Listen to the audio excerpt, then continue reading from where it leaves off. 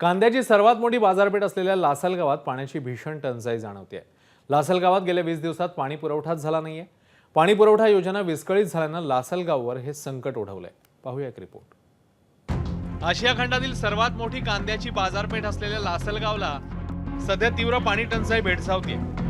17 कोटी खर्च करून पाणी पुरवठा योजना मंजूर झाली खरी, पण कधी वीज पुरवठा खंडित असल्यानं, कधी पाईपलाईन लिकेज असल्यानं, तर कधी पाणीपट्टी थकीत असल्यानं ही योजना वारंवार बंद पडते. साधारण 25,000 लोकसंख्या असलेल्या शहराला गेल्या 20 दिवसात पाणी पुरवठाच झाला नाहीये. नागरिकांना पिण्याचं पाणी विकत घेण्याची वेळ आली आहे. पिण्याचं पाणी 25 रुपये प्रति जार मिळतंय, तर 1000 लिटर पाणी 300 रुपयांना विकत घ्यावं लागतंय. इतकी बिकट परिस्थिती आहे की बऱ्याच परिसरामधले हापसे देखील बंद झालेले आहेत आणि बोरवेल जे आहेत तर त्यांच्याकडे रोज उठल्या पडल्या भीक मागितल्यासारखं अक्षरशः दादा पाणी देतात का म्हणून अशी म्हणजे त्यांच्याकडे याचना करावी लागते आणि ते जेव्हा पाणी देतील तर तेव्हाच आपल्याला ते पाणी भरता येतं, कारण ग्रामपंचायतीकडून कुठलीही ठोस अशी उपाययोजना इथे केली जात नाही. जल जीवन मिशनमधून 17 कोटी रुपये शासनाचे आले तरी देखील नागरिकांना 20-25 दिवस पाणी पुरवत नाही. त्यामुळे नागरिक मोठ्या प्रमाणात त्रस्त झालेले आहे. शासनाने याची चौकशी करून दोषींवर कडक कारवाई करावी व नागरिकांना दरडोई शासनाने त्याचं 55 लिटर पाणी प्रत्येक माणसाला दरडोई दिलेलं आहे, ते पाणी दररोज देण्यात यावे हीच आमची मागणी आहे. लासलगाव पाणी पुरवठा योजना नेमकी कशी आहे ते पाहूया.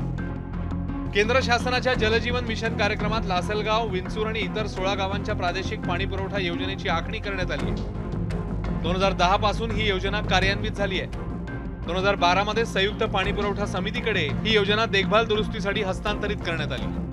ही पाणी पुरवठा योजना 99,901 लोकसंख्येकरता मंजूर करण्यात आली आहे. पण या योजनेसाठी 15 ते 20 वर्षांपूर्वी जमिनीखालून टाकलेले पाईप जीर्ण आणि खराब झाले.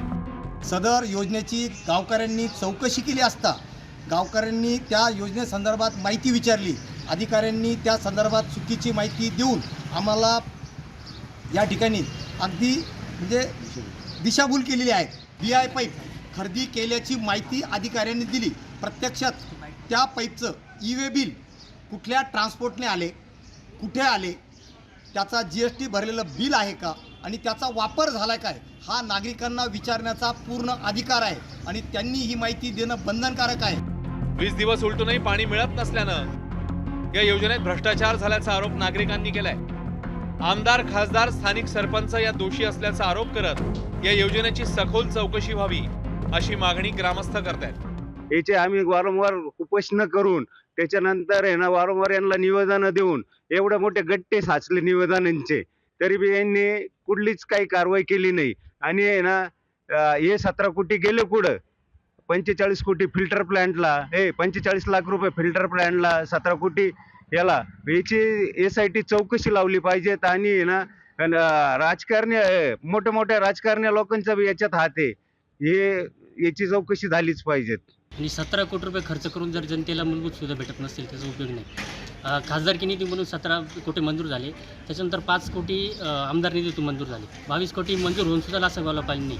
या योजनेत भरपूर भ्रष्टाचार झालेला आहे आणि भ्रष्टाचार होऊन लासलगावची 20 वर्षापासूनची ही अडचण आहे पाण्याची.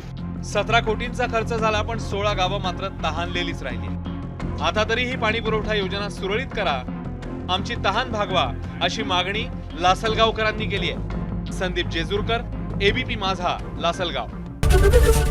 ABP माझा, उघडा डोळे बघा नीट.